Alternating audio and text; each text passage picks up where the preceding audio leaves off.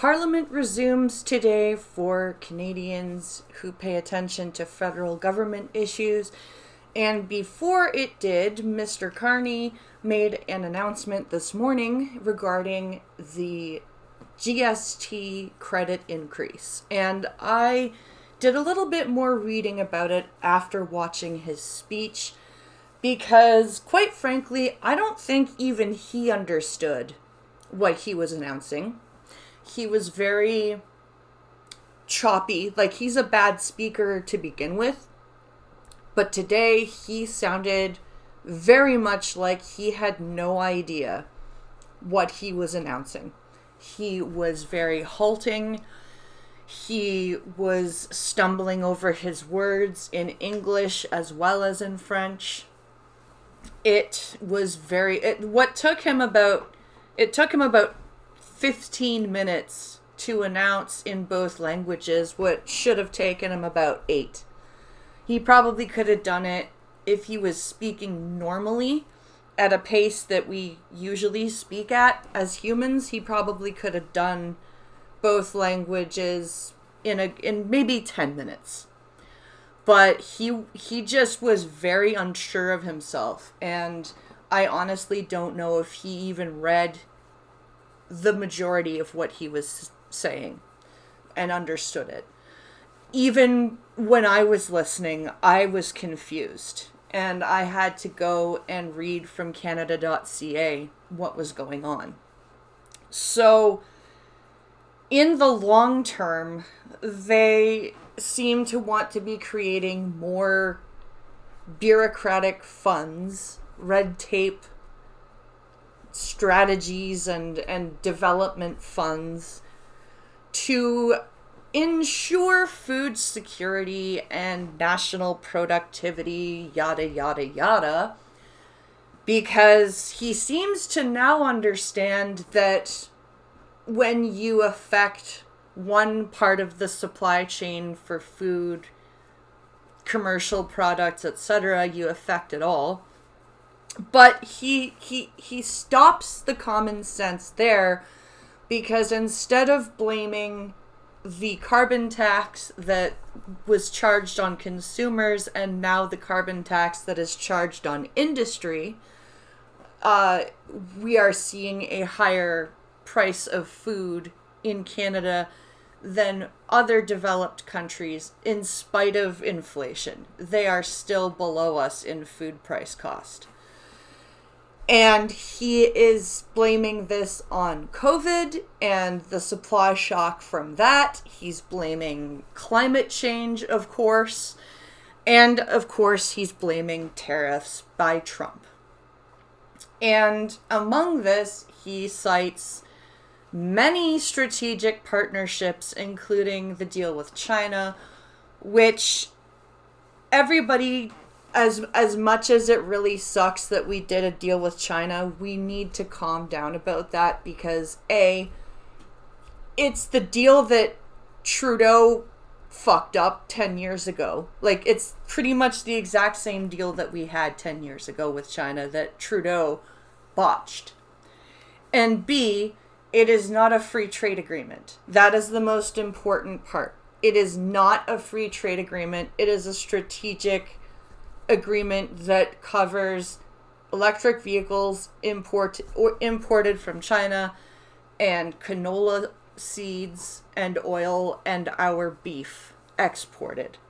So it is a very targeted trade agreement. I don't like it, right? I think we could have sent our beef and canola other places that are closer and would have cost us less money to export. Plus, I also don't want us to be aligned with China, even strategically like this. But we don't need to, freak out and say, oh, China is strategic, like it now owns Canada. No, it doesn't. Also, the USMCA and CUSMA agreements have, what are they called? Clauses that say, A, for negotiations with a non-market country like China, any of the countries involved in these agreements need to provide a 90-day notification to the other partners. And B, if an agreement is reached by a partner and a non-market country, they need to provide a month's warning to the other partners. And none of this is going on. This is not what's happening. Now, the biggest thing that I'm kind of concerned about is what they're doing to increase the GST. Now, for those of you who are not Canadian who are watching this and going, what the fuck is a GST? That's called the Goods and Service Tax. It's our federal sales tax. And the way that they have decided to increase the benefit, or basically the tax credit, the rebate, is they've changed the entire name of the credit. So it's no longer called the GST and HST rebate, Goods and Service and Harmonized Sales Tax rebate. It is now called the Canadian Groceries Essentials Benefit. Okay? So they've completely renamed the benefit. And it's supposed to last from now to 2030, 2031. So are they going to revert back to the GST credit after? Or have they just proposed a way to, after this 5-year period, completely get rid of the GST? Now, before we all panic, let's keep in mind, all of this needs royal assent. All of this needs to be codified still. So it hasn't actually, none of it is in stone yet. But these are the things that we need to ask. And I will also be telling you what happened in question period today, because the House of Commons has resumed. But these are the questions that need to be asked, and also we need to remember that this is not codified yet. But if it does get codified, we can expect a one-time 50% of the year's credit top-up, in their words, sometime in spring, no later than June.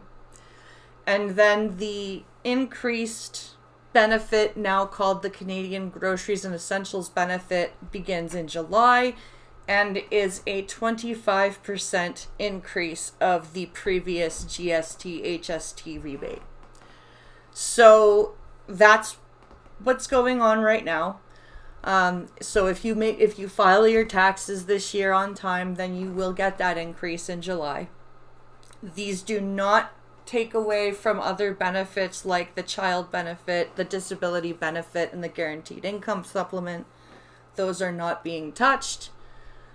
So that's what I know. I thought I would pass that information along, especially if you are Canadian and a viewer of mine. I figured this would be interesting. But I do want to know if the Conservatives are going to ask these questions like, why did you have to rename the benefit to increase it? Are you going to completely get rid of the GST credit after this period is over? Where is this money going to come from? And why are you only admitting half of the problem? Why are you saying, yes, food prices are crazy high, rent is crazy high, but why are you now blaming COVID and Trump? Why? I really want these questions to be asked. And I really hope that Mr. Poilievre is able to weather the storm of the MPs that crossed the floor to the Liberals. I also really hope that he calls for by-elections in those ridings, because those MPs basically lied to their constituents to get the vote. And I think that's wrong. I think as soon as a member of parliament crosses the floor, that should trigger a by-election, because they were elected on one platform and are now moving and tying themselves to a complete opposite one. And I don't think that's fair to the people that voted for that person.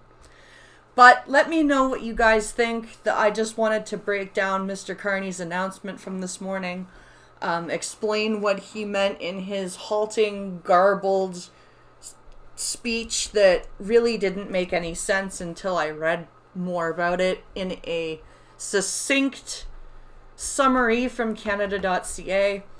And I just thought I'd pass that information on to you guys. Stay tuned for my video about what happened on question period in the resuming of Parliament. And I will see you in the next one. Like, share, subscribe.